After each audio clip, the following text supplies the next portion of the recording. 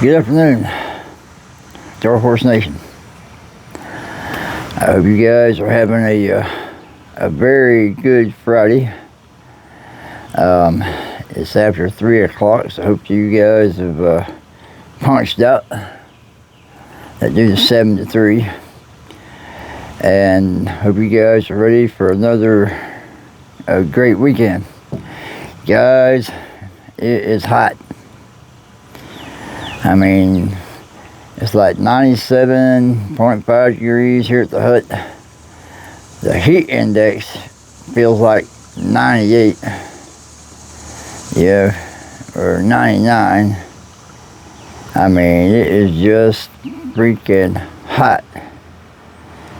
You know what I'm saying? So, listen to Clay on YouTube, he's the best! So, anyway, guys, it's hot out here today, and the reason I'm doing this video today, guys, I got done with the weed eating here at the studio.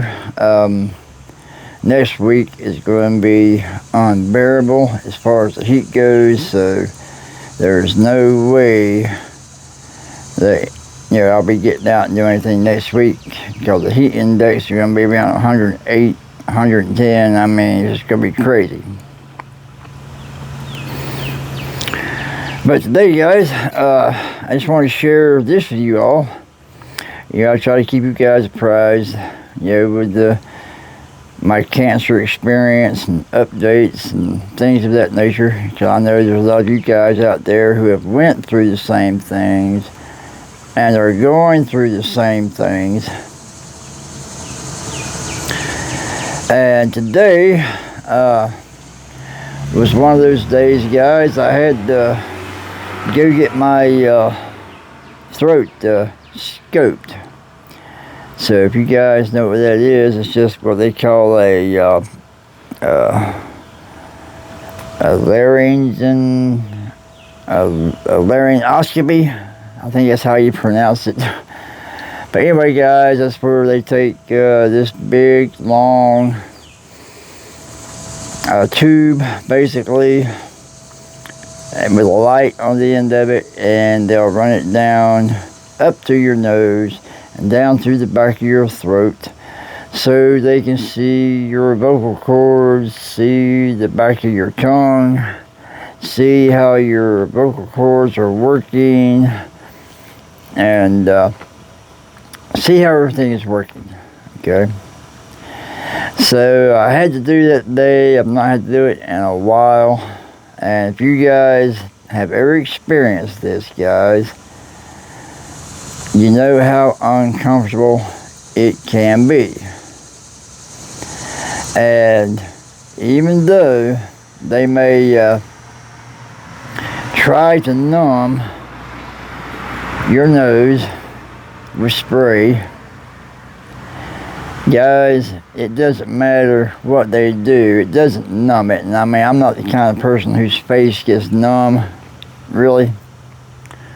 So you've got this foreign object going through your nasal cavity and down through your throat, and it just doesn't feel good. It's very, very uncomfortable, guys.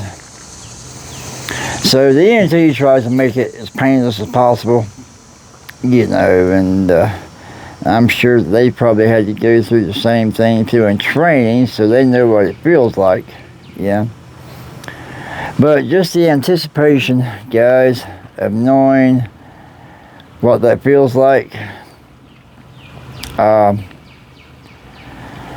it's uncomfortable, and that's one of the few things, guys, I dislike doing the most as far as my cancer maintenance goes, so to speak. So we go in, they make small talk, the nurse does, and she asks you if you want to be sprayed. Some people don't want to be sprayed, I mean, I've told her, I said, well, it doesn't really do anything, unless it's just mostly psychological. And then the doctor comes in, then he'll take his, what I would call needle nose, basically, and put it in each side of your nose and look up in there and, make some small talk, and then he'll start the procedure. So, he starts this device up your nasal cavity.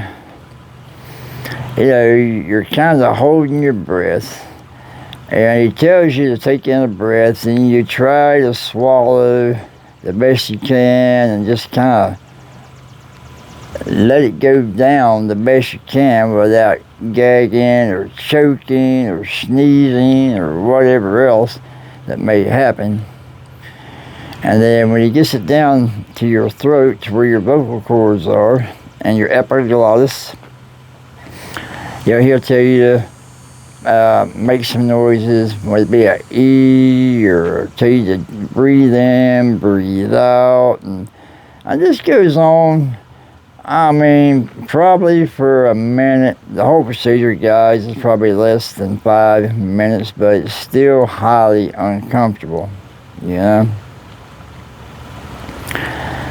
And so he gets done, and he's looking at it on the screen. Of course, you can't see anything from where you're sitting.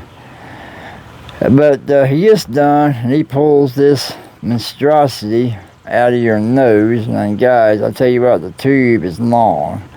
I mean, it is long, I mean, if you had to measure this device, I guarantee you it's 12, 13 inches long, even though he's only maybe sticking 7 inches in your nose, maybe. It's still very, very disconcerting. It's still very, very uncomfortable.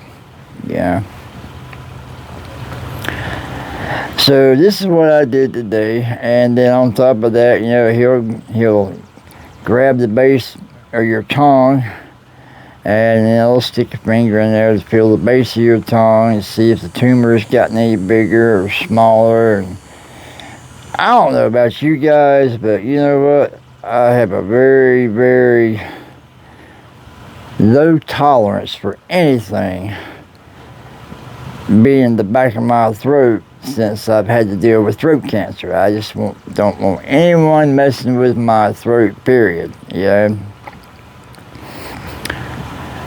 And so he gets done with that, and thank God, everything is, checked out okay. He did tell me that my right side vocal cord is very weak.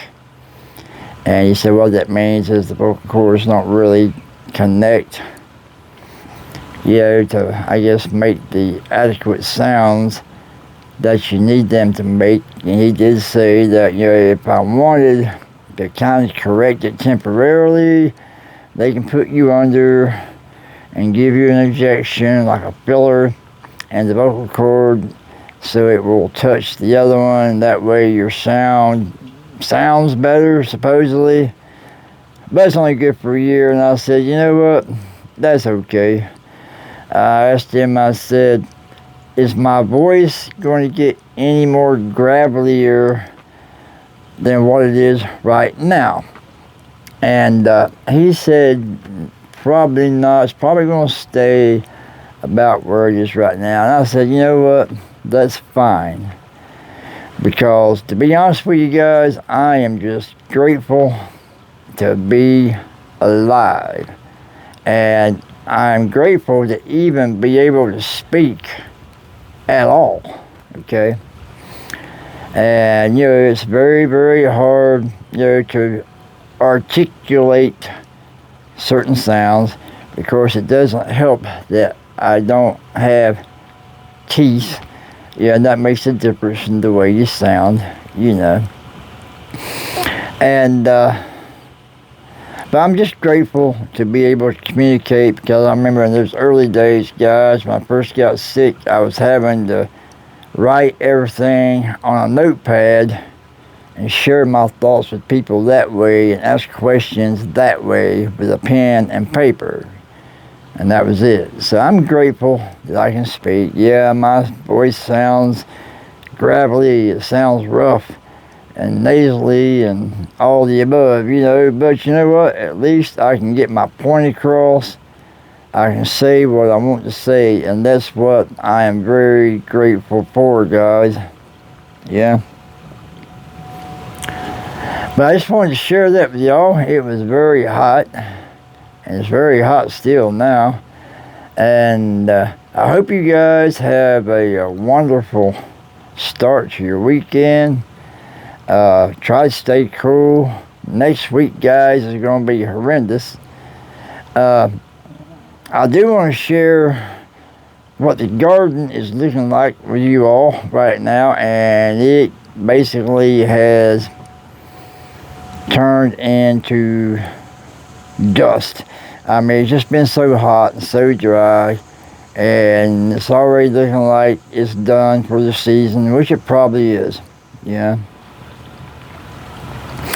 So I just want to show you that, guys, and let you all get a good start to your weekend.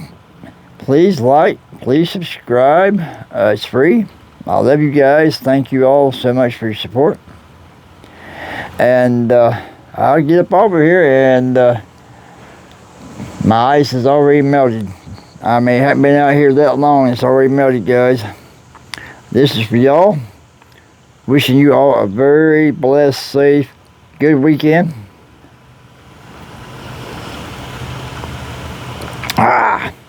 And what did we say? Dark Horse Nation. Damn. That's good. And I'll catch you guys later. And y'all take care.